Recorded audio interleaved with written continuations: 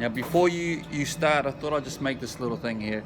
Before you start your little gig that you might be gratefully invited to go play it, you must make sure you are friends with the bar staff. Because if you're not friends with the bar staff, you're going to be thirsty and they ain't going to serve you. So that's Andy from the other side of the world. Exactly right. That's it. So that's rule number one.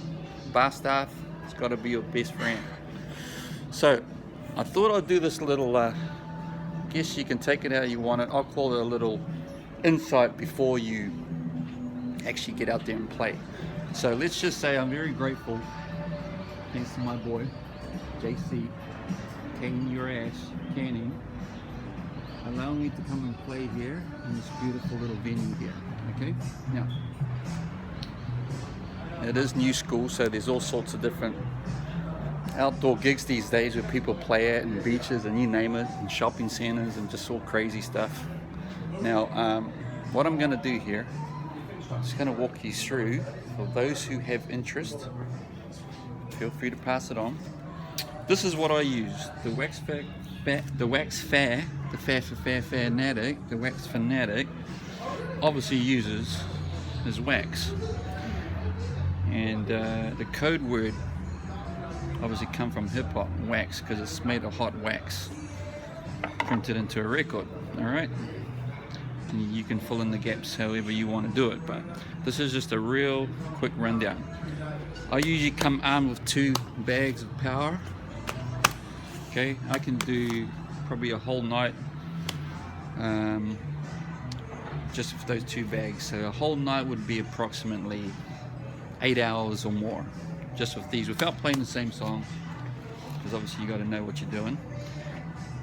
I've been using nothing but Sennheisers for some time now. I highly recommend you get these. Don't worry about the other bullshit brands.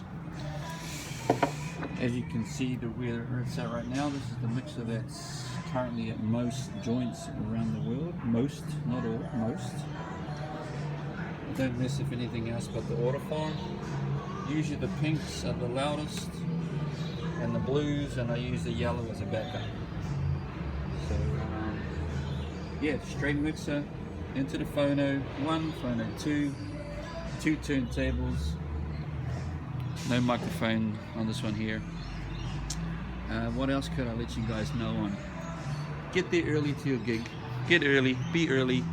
If you're on after some other monkey, get there early so you're not repeating the same freaking songs as the last guy. And what we used to do is, which is not so long ago, when you're on after another DJ, there should be what they call a transition. And the transition means, it doesn't mean unplug the other guy's thing and then you play. You should be able to plug whatever the frickin' shit that you're using, and you should be able to blend straight into the other one. A lot of guys today, they just stop everything, unplug their shit, and then they start again as if it's not a big deal. Well, it is a big deal, because that's not how you do it. So see if you guys can, I challenge you guys to do that. Okay, so that's just a brief rundown. 2 bags of power, get here early, make sure everything's working, sound check yourself, use some top quality gear, and I think that's about it really. For you guys that are all using your digital shit that have so much problems with, it's not the mixer, because the mixer is actually designed for the actual purpose of mixing. Funny that, eh?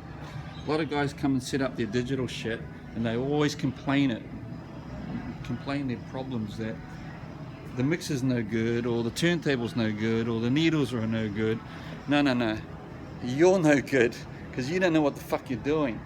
So, you know, if you're going to be out there in front of people in a place like a little place like this, fucking do your homework, man, because you're looking like a fuckwit. You really are. And you shouldn't be out there. You shouldn't be out there with a guessing look on your face like you don't know what's the fucking problem. Okay, you're the problem. So this video clip is not having a bitch. I'm just trying to tell you guys, for 2020 beyond, wherever it is now, you guys need to be on it. You need to sharpen up, man. Okay, you guys are going to call yourself a DJ, get out there and be that DJ that knows what's up. So anyway, Mr. Waxxfanatic, still gratefully in the game with my little toe. I've never had to transfer it to digital ever, because you don't need to be a lollipop clown, because you got to hold some style in you, otherwise you actually just sound like everybody else. Okay? Aloha. That's what it's about.